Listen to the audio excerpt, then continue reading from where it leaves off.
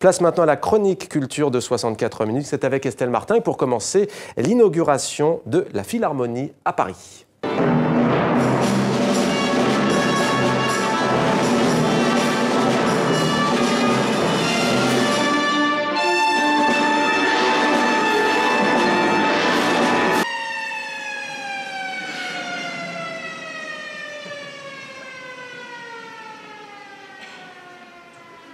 C'était hier soir. Bonsoir Estelle. Bonsoir Mohamed. Paris qui compte donc une nouvelle salle de spectacle. Oui, la Philharmonie, on l'attendait depuis longtemps, cette nouvelle salle de spectacle. 2400 spectateurs ont pu assister au gala d'ouverture, et notamment François Hollande, vous le voyez. Un concert qui a commencé sur une note d'humour avec Turning Up des Gare Varèse. En fait, on a l'impression que les musiciens répètent, accordent leurs instruments, mais pas du tout.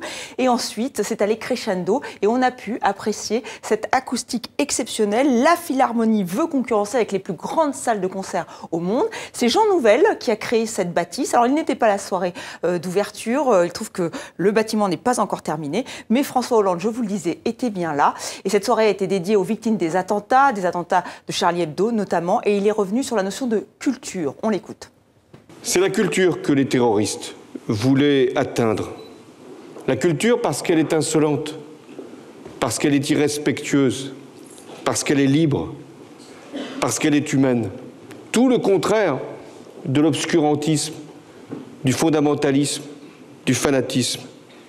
Au programme également, Estelle, des nouvelles de l'écrivain Michel Houellebecq. Oui, vous en parliez il y a quelques minutes seulement avec votre invité. Alors, l'écrivain français avait décidé de suspendre la promotion de son roman Soumission au lendemain de l'attentat contre Charlie Hebdo. Il connaissait très bien l'une des victimes, l'économiste Bernard Maris. Alors, promotion suspendue en France, donc, mais pas en Allemagne, où il est allé, en Allemagne, où il est très lu, très apprécié. Allez comprendre.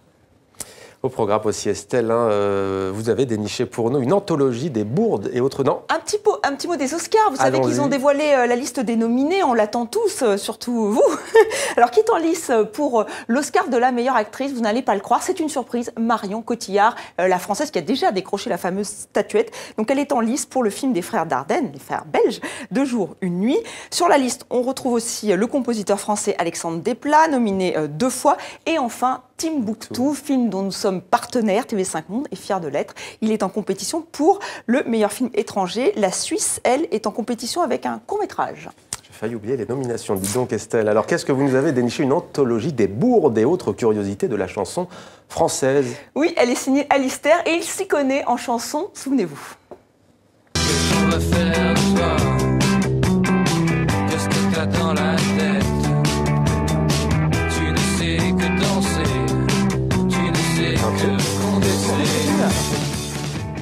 Voilà, Alistair est passionné de chansons françaises. Ça marotte traquer les erreurs géographiques, historiques, scientifiques, les fautes de français aussi.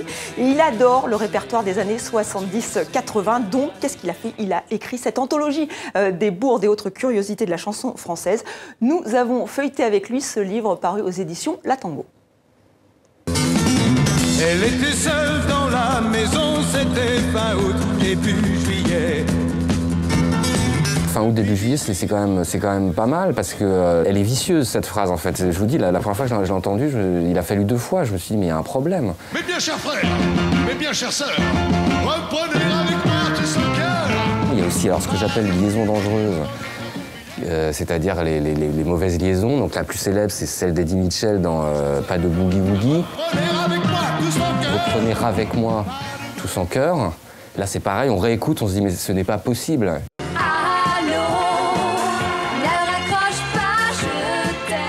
Le pire, je pense que c'est la faute d'orthographe à même la pochette. L'exemple le plus connu étant le Karen Cheryl, ne raccroche pas, je t'aime. Alors, en effet, avec un emploi de l'impératif, il y a un problème. Il n'y a pas de S au verbe du premier groupe, enfin pour les téléspectateurs. Le titre de la chanson, c'est le gibiement et les femmes sont rares. Alors là, bon, donc c'est un chapitre que j'ai fait, c'est-à-dire que le titre parle de lui-même. Hein, j'ai même pas eu besoin d'ajouter de commentaires. Et j'en ai comme ça une centaine. Je danse comme un pingouin de Martin Sercus. L'amour, c'est moins con que le chant des oiseaux. Le fabuleux Le jour où je deviendrai gros de Jean Ferrat. On ne sait pas, enfin, je n'ai même pas écouté cette chanson, mais on s'imagine déjà que ça doit être le zizi des zombies. Jean-Noël, c'est Noël d'Hervé Villard, sans doute un chef-d'œuvre. Elle écoute pousser les fleurs de Francis Cabrel. C'était demandé le programme. Merci.